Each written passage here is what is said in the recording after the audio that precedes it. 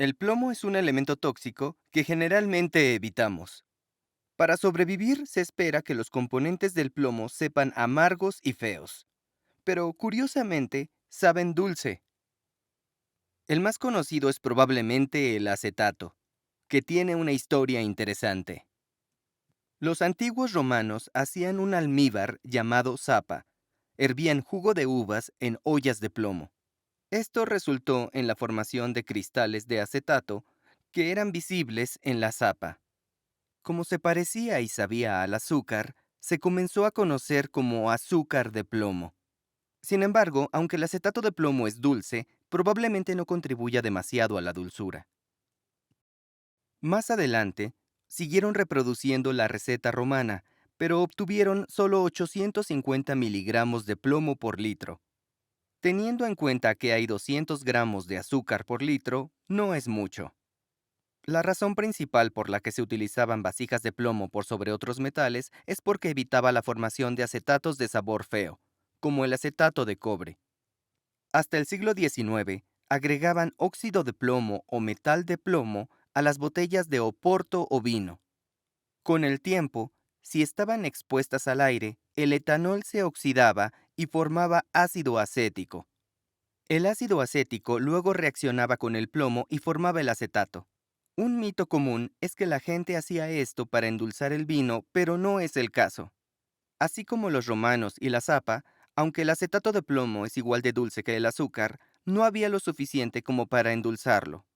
Sin embargo, a veces es suficiente para matar microbios y evitar que el vino se pusiera malo. Lamentablemente, a veces la concentración era demasiada e intoxicaba al bebedor, por eso dejaron de hacerlo. Para el siglo XIX, la gente ya sabía que era tóxico, pero se seguía usando en la medicina. El acetato de plomo se hallaba en las farmacias y se utilizaba para tratar problemas intestinales como la diarrea. Funciona muy bien en pequeñas dosis, pero mucha gente se intoxicaba por accidente. Hoy el acetato de plomo tiene usos limitados en productos de cabello de hombre o para detectar gas con ácido sulfídrico. Se puede usar para hacer explosivos de ácida de plomo, pero hacerlo es algo peligroso. En el futuro planeo hacer una demostración segura llamada el árbol de Saturno. Ok, hay dos formas de hacer el acetato de plomo, ya sea con óxido de plomo o con metal de plomo. Originalmente planeaba hacerlo solo con un método, pero terminé haciendo los dos. Para comenzar, les mostraré el método más fácil, que es con óxido de plomo. Para hacerlo, usé el ácido acético glacial y óxido de plomo que compré por internet. En lugar de comprarlo, es posible hacerlo con el dióxido de plomo que tienen las baterías de los autos y quemándolos para obtener el óxido de plomo. Para empezar, necesito hacer una solución de 50% de ácido acético. Para eso, mezclo 55 gramos de agua con 55 gramos de ácido acético.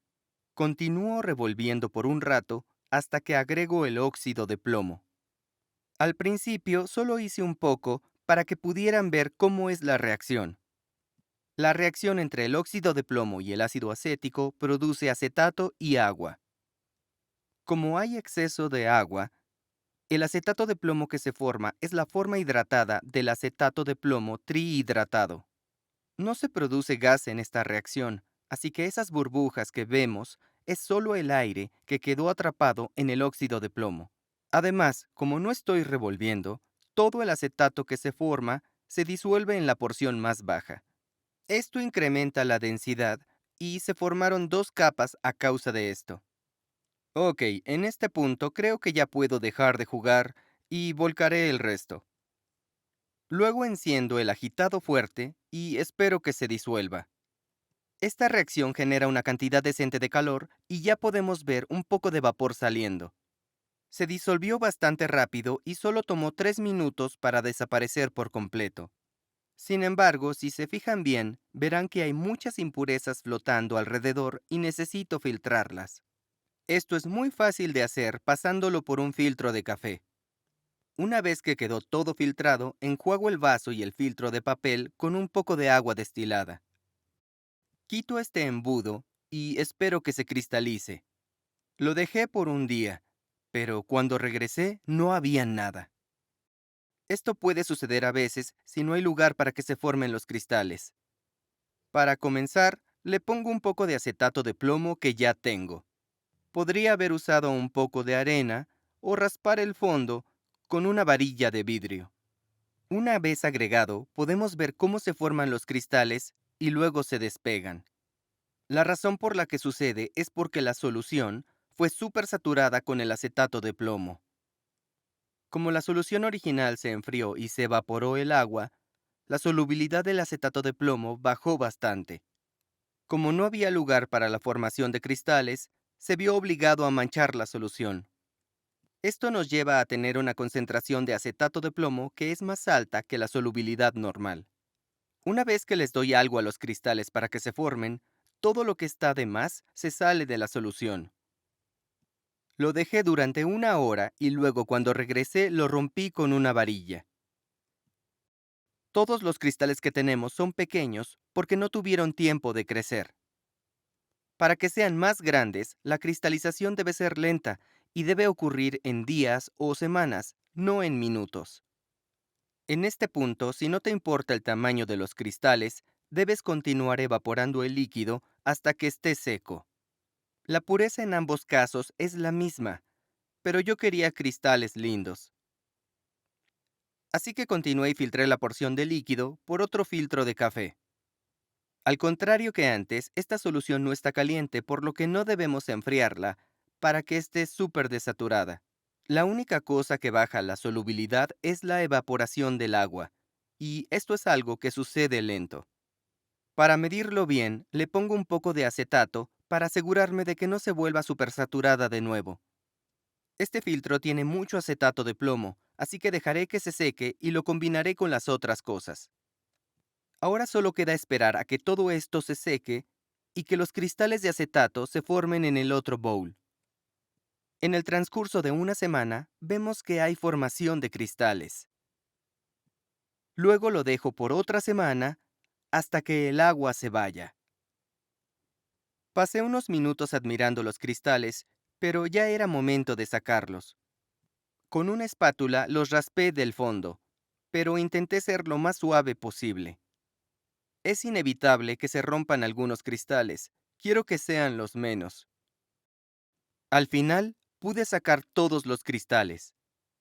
Aún estaban un poco húmedos, así que los dejé sobre un papel y los dejé secar un poco más.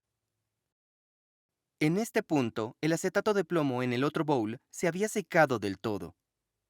Al final, estos son todos los cristales que obtuve. Los de la izquierda estaban un poco amarillentos.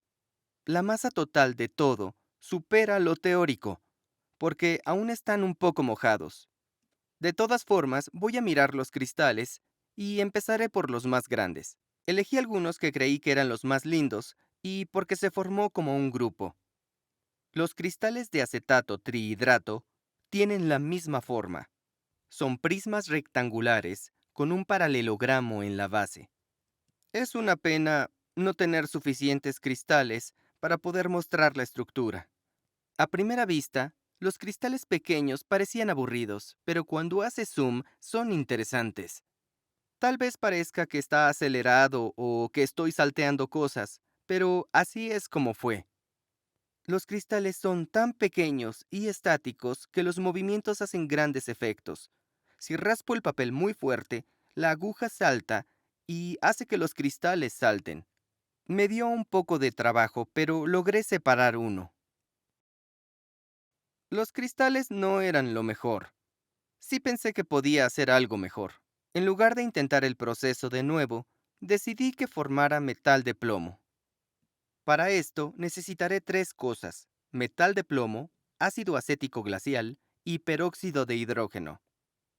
Técnicamente, es posible usar un 3% de peróxido y vinagre para el ácido acético, pero no lo recomiendo, porque será lentísimo.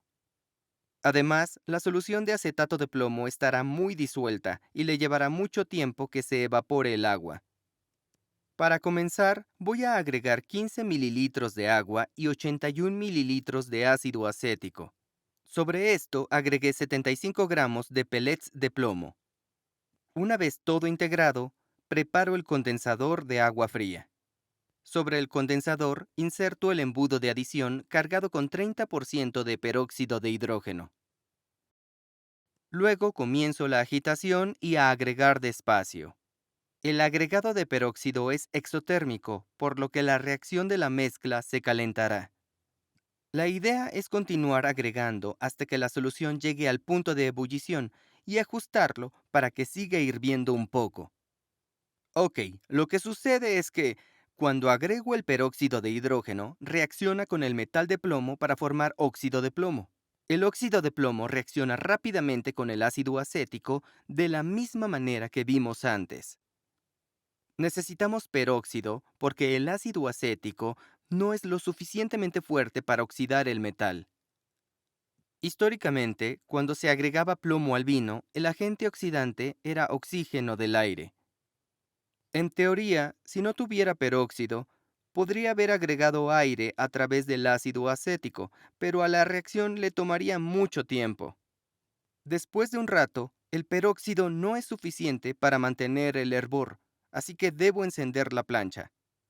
Al final, desaparecieron las piezas del fondo, pero aún hay muchas pequeñas partículas flotando.